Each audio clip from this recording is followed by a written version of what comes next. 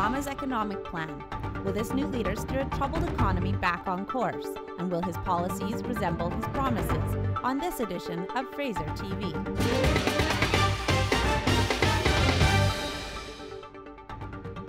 I'm Leah Costello. Barack Obama's Democrats won a solid victory in November's United States presidential elections. During the campaign, he had much to say about how he would change policies to dig the country out of recession. But one economist says he's not likely to stick to his word, choosing instead a much more populist approach.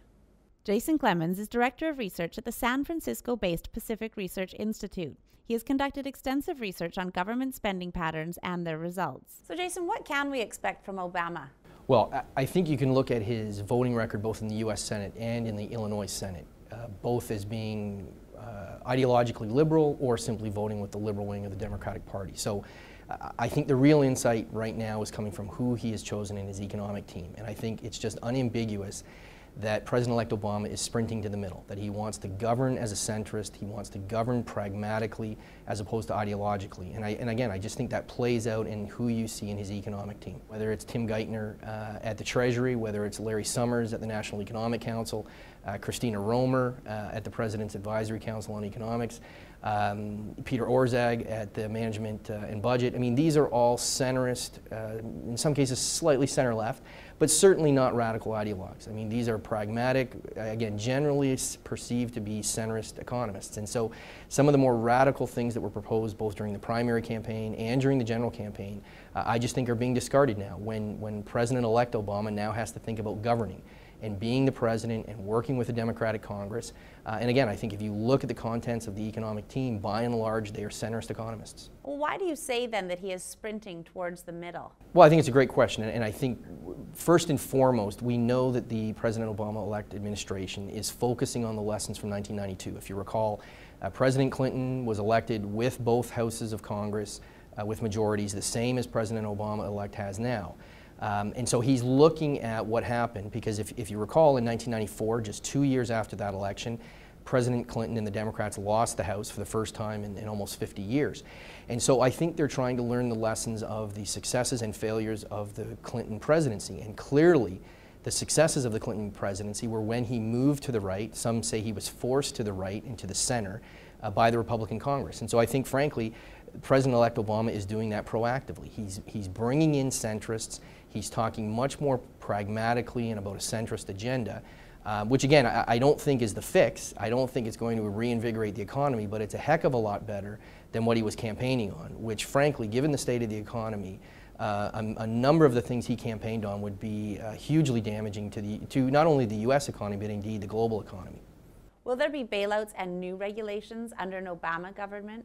I think basically the Obama administration is going to follow the Bush administration, and they are going to throw anything they can think of at it and hope that it sticks. And unfortunately, that has not worked very well to date. But if you look at the team that's assembled, Geithner is intimately involved with Secretary Paulson on the current bailouts. Larry Summers has been advising, Paul Volcker has been advising, and this is in effect the key team of the President Obama-elect. So I don't see very much changing in terms of, again, just trying everything and anything, which I think is unfortunate and counterproductive because it increases uncertainty. What we need right now, if we're going to fundamentally deal with the problem, is A, what's the problem, and B, here is the solution, not one of 10 solutions. So I think generally the Obama administration is going to pursue a similar course as the current administration. I'd like to switch gears away from President Obama for a moment. Are we in this mess right now because of a market failure? I don't know how you call a market failure something that really begins in the Depression with the creation of Fannie and Freddie, and those evolve and have always been perceived to be government-backed, certainly government-created. You then get the Community Reinvestment Act under Carter, which pressures financial institutions to extend mortgages to less than creditworthy interested parties.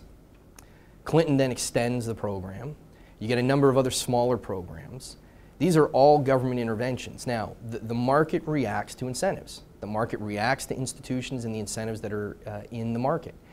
And government has created those incentives, in this case, on the mortgage market. Well, then what could be a better free market solution than the government's trying to restore confidence in the markets the way they have been until now? I think first we have to understand that there was already action that was occurring within the current system. So for example, the FDIC, the Federal Deposit Insurance Corporation, had arranged and negotiated a number of mergers or outright purchases. So Wachovia is an example, Washington Mutual is an example, where through existing rules, with no extraordinary measures, no additional interventions, within the existing rules, there were mergers that were occurring. At the same time, reforms that were brought in under the Clinton administration to modernize the banking system, which incidentally Larry Summers, who now is the head of the National Economic Council, was part of, allowed flexibility for investment banks and commercial banks to merge. Is that to say that no intervention could have helped? I wouldn't go that far, but what I would say is if you look at the $1 trillion plus that has been thrown at this problem, explain or point to how we're getting out of it quickly. Jason Clemens, thank you. We want to take a moment to recommend you another edition of Fraser TV. The New USA takes a look at Barack Obama's reign and how it will affect us here in Canada. That can be found at fraserinstitute.org/Fraser TV. That's it for this edition of Fraser TV. I'm Leah Costello. Thanks for tuning in.